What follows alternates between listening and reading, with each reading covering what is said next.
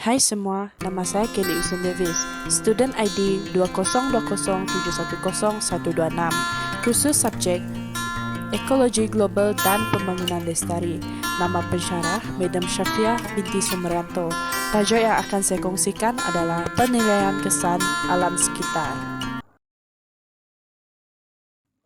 Okey, seperti yang kita lihat, banyak negara mempunyai undang-undang alam sekitar yang memerlukan kajian semula mengenai potensi dampak alam sekitar dari operasi yang dicadangkan sebelum izin pemerintah dapat dikeluarkan. Misalnya, Akta Dasar Alam Sekitar Nasional Amerika Syarikat. Penilaian impak alam sekitar dapat didefinisikan sebagai proses menilai dan mengurangi kesan biofisik, sosial dan lain-lain yang relevan dari cadangan pembangunan sebelum keputusan besar diambil atau komitmen dibuat.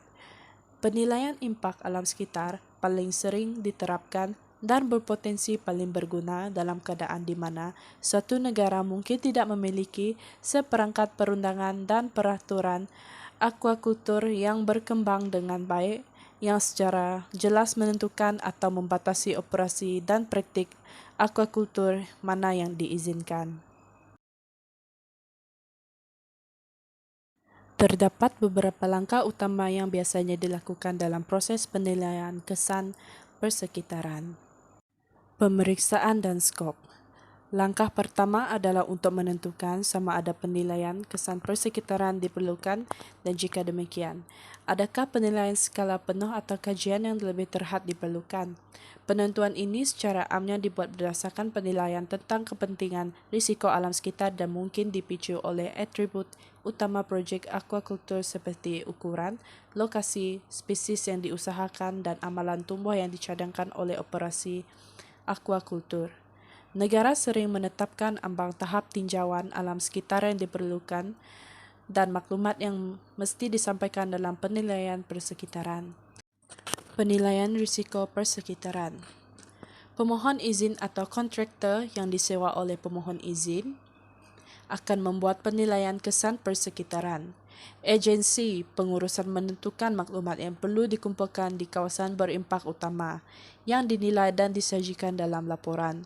Untuk operasi ikan sirip ini mungkin termasuk keperluan untuk penilaian dasar, tinjauan lokasi, pemodelan efluent dan daya dukung dan risiko terhadap habitat, spesies yang dilindungi dan stok ikan antara lain. Laporan ini biasanya berisi penilaian alternatif yang disyadangkan untuk projek seperti yang digariskan. Penglibatan pihak berkepentingan.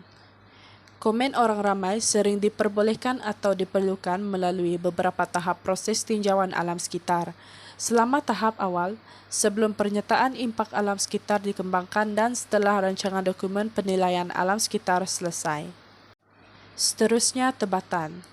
Rencana pengelolaan alam sekitar atau langkah-langkah mitigasi biasanya merupakan hasil dari penilaian dampak lingkungan, meski semakin banyak pengurangan dapat ditangani melalui peraturan standard. Membuat keputusan. Keputusan akhir mengenai pengeluaran izin dibuat oleh Badan Pengawal Selia. Akhir sekali, pemantauan. Pemantauan berterusan terhadap kesan persekitaran. Contohnya, air buangan, kesan terhadap hidupan liar. Suatu operasi mungkin merupakan kontingensi dari pernyataan impak alam sekitar.